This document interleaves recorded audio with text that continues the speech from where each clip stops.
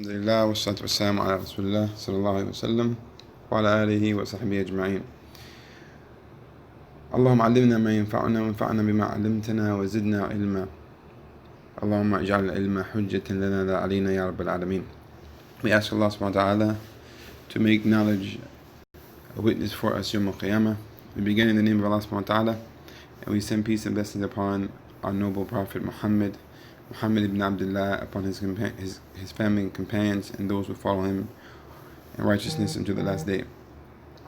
Okay, so we're gonna go over this book, which is Umdatul Fiqh. Okay, the translation of Umdatul Fiqh. This is like a 300 page document. It basically covers the Hanbali school of thought. Just as the introduction, we're going to cover today just page 8 and page 9 and 10. So he starts with discussing what is the literal meaning of fiqh. And it means, of course, understanding, but the definition, the terminology is the understanding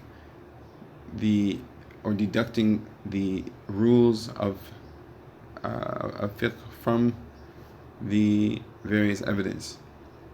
Okay, so that is the Islamic terminology of fiqh, is dealing with the jurisprudence, not general understanding. Allah uses in the Quran fiqh to indicate understanding Allah and how He deals with His creation, and understanding the wisdom of how Allah orchestrates the world, and He gives victory of truth over falsehood.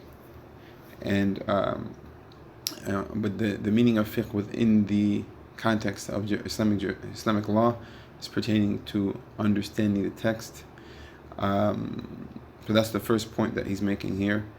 Okay, the Islamic law addresses the divine injunctions pertaining to worship, personal conduct, and interpersonal dealings. Okay, so the jurist is someone who derives the evidence of laws from the various evidence in the Quran and Sunnah. Okay, so there are two types of. The second point that he's dealing with is the absolute and relative proofs. So you have in Arabic al-adilla al-dhaniyya wal-adilla al-qat'iyya. Adilla al-qat'iyya are the evidences which are absolute, and this is the Quran, authentic hadith, and consensus. Okay, so these are the three adilla qat'iyya, or the absolute evidences, and then you have evidences which the scholars differed.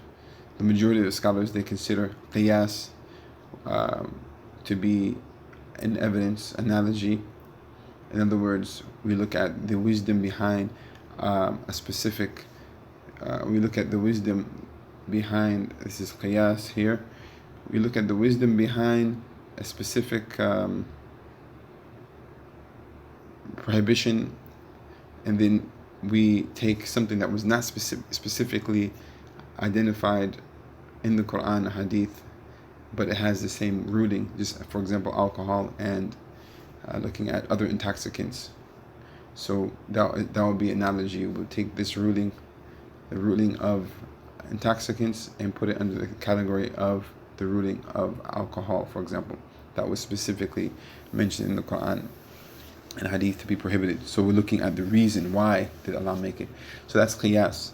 That is one of the relative adilla, what they call an adilla dhanniya. And it says that there is some controversy regarding the strength and the application and the scope, but these are discussed in detail in the books of Usul al-Fiqh, Principles of Fiqh. Alright, so next is the next issue that he's going to talk about is the 5 categories of ahkam. Okay, so we have every ruling, every act within the Islamic law falls under one of the 5 categories. So it's either something that is obligatory, mandatory, wajib, or preferable, mustahab, or permissible, mubah, disliked, makruh, or forbidden, haram. So, for example, an example of something that is obligatory is salah. Okay, when Allah subhanahu wa ta'ala, He says, وَأَقِيمُوا الصَّلَاةِ, that's a command, so it's a command is obligation, and then preferability or mustahab, that is, for example, tahajjud. It used to be obligatory, then Allah subhanahu wa ta'ala, He made it mustahab. Allah says, عَلِمَ اللَّهُ أَنَّكُمْ فيكم مرضى وآخرون يضربون في الأرض يبتغون من فضل الله وآخرون يقاتلون في سبيل الله فاقرأوا ما تيسر من. Read, this is in where Allah says that He knows that some of you are sick or ill, and علم الله أنكم منكم مرضى وآخرون يضربون في الأرض, and others travel throughout the land, and others are fighting in the way of Allah. So read that which is easy, or that which is easy for you. فَقْرَأُوا مَا تَيَسَّرَ مِنْ. So here this ayah is making tahajjud, it used to be obligatory in the beginning of Islam, making it mustahab, or it's something preferable. If you do it, you receive reward, but if you don't do it, you will not be punished. Okay, permissible is, for example, anything that Allah subhanahu wa ta'ala allowed us to do, but not obligatory. Or, for example, daily activities that don't involve sin. Okay, then that will be permissible. So it's permissible to traveling here or there, or doing different things, that daily activity, that they'll be permissible.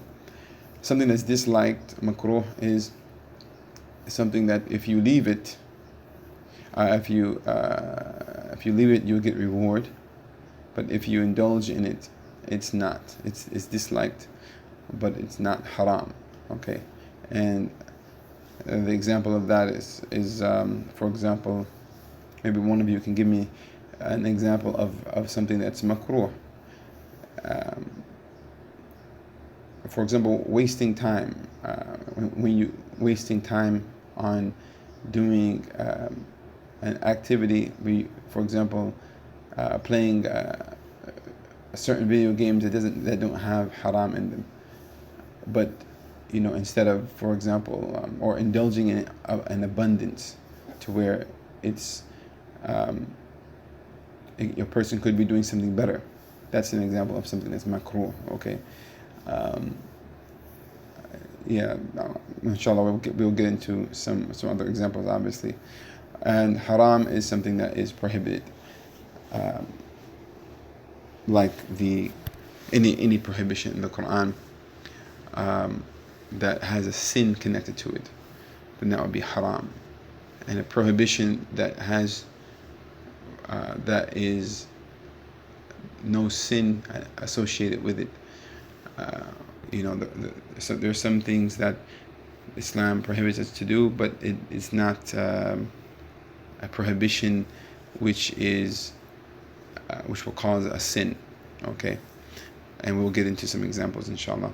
So anyway, these are the 5 categories, general categories. Okay. So the faqih, the jurist, is a person who has the ability to deduct the rulings from every action, and this requires knowledge, an immense amount of knowledge of the Quran and Hadith, and also the principles of Islam. Now it goes on to the general or the major comprehensive legal principles. Okay, so number 1, these are by their intention. إنما الأعمال بالنيات. So this is a comprehensive, a lot of the issues of fiqh will fall under this principle. This principle is a principle which will be used in abundance while studying fiqh. Al-yaqeen la yazul bil-shak. Certainty is not negated by doubt. Okay, so explaining the first principle, إنما الأعمال بالنيات. So if a person gets up to pray for rak'ah and his intention is sunnah, then it does not count as the dhuhr prayer, for example, right? Or someone gets up to pray, to pray 2 rakats before Fajr. It's the same exact, units, the same. It's two rak'ah, but the intention is what makes which distinguishes between whether that is obligatory or that is supererogatory. Certainty is not negated by doubt. So, for example, if you make wudu and you doubt that you don't have wudu, doubt comes after. You're not sure if you broke it or not. You doubt, so it's like a 50-50. You're not sure, but you know 100% that you made wudu. So here, that certainty will not be affected by the doubt. Okay, or for example, you broke your wudu, and then you doubt, you're not sure did you make wudu or not. In this case, you should make wudu, because the certainty of having broken the wudu is not affected by the doubt of having made it. So al-yaqeen la yazulu bil-shak. And then the third one is hardship mandates the making of concessions. So that means in Arabic it's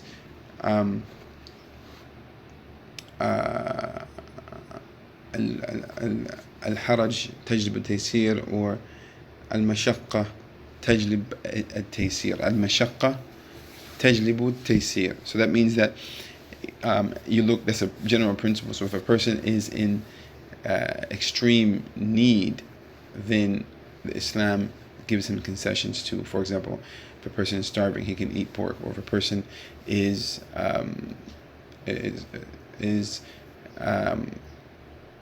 on the point of destruction, then it's permissible for him to devour riba, for example.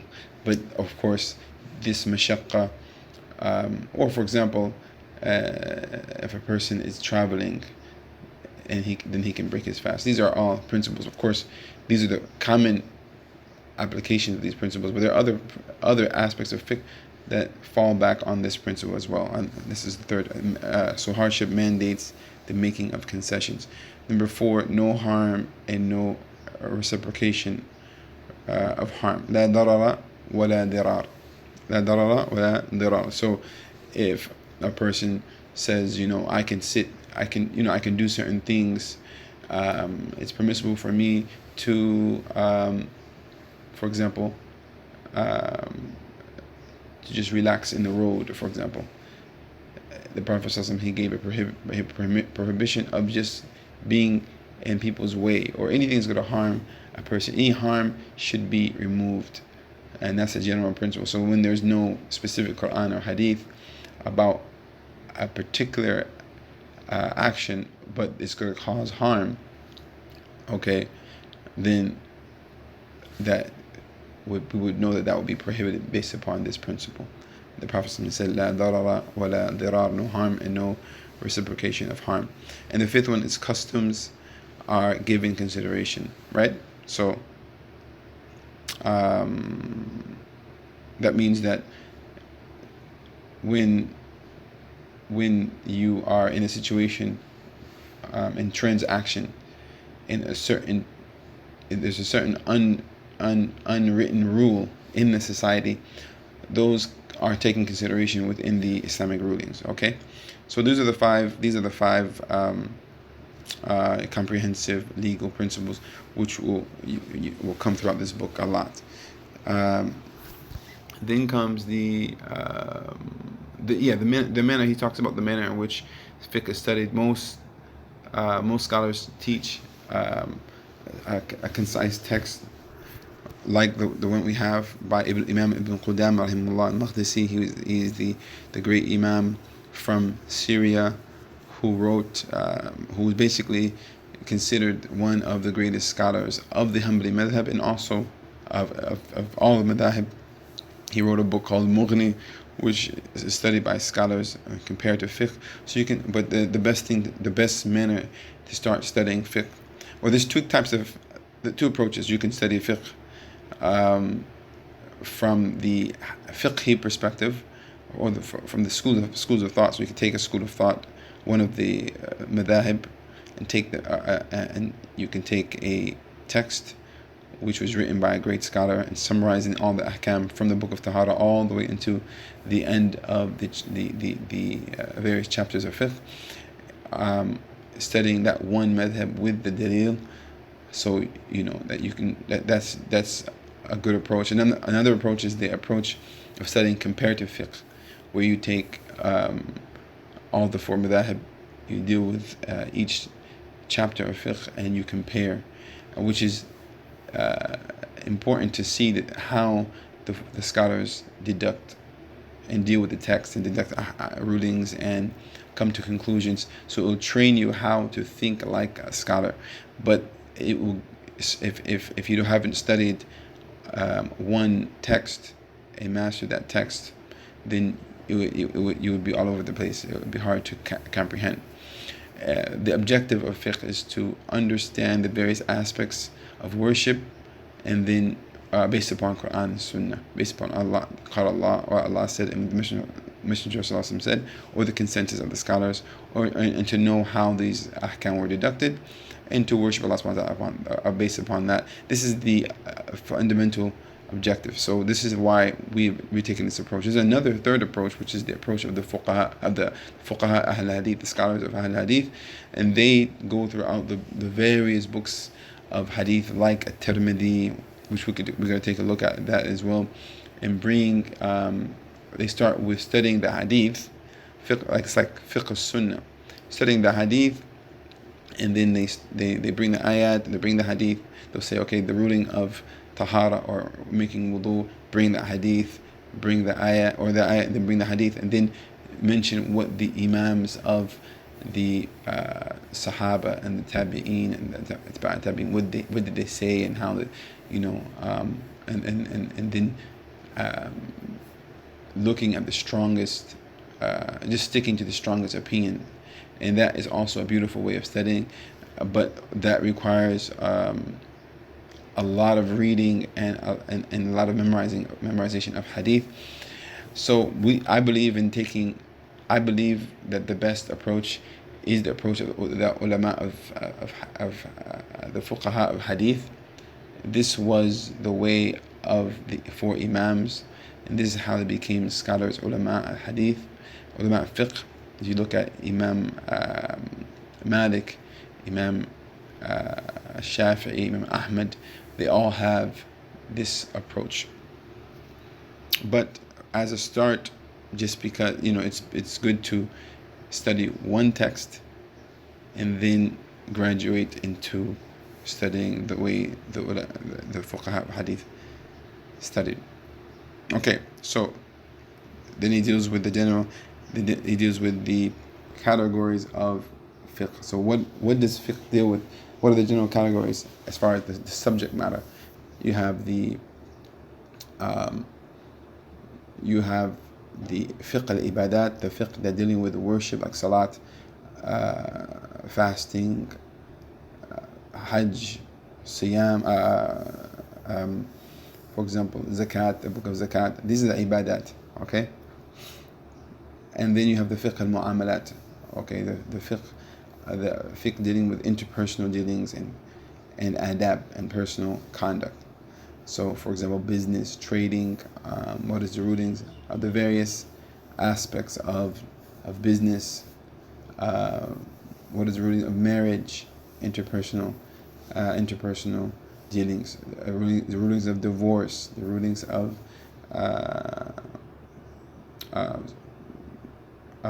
solving mutual disputes. These are what the ulama call the fiqh al-mu'amalat, or interpersonal dealings. Okay. So usually they start with the book of purification, tahara, which we will get into inshallah. And so inshallah this is the first lesson in covering Umdatul Fiqh.